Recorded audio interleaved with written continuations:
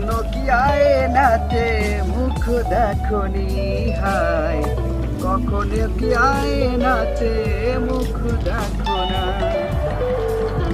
তুমি কত সুন্দর সে তো জানো না, কখনো কি আয়নাতে মুখ দেখো না, কখনো কি আয়নাতে মুখ দেখনি হায়। তোমার কণ্ঠটা অনেক সুন্দর, অনেক সুন্দর গান গাইতে পারো।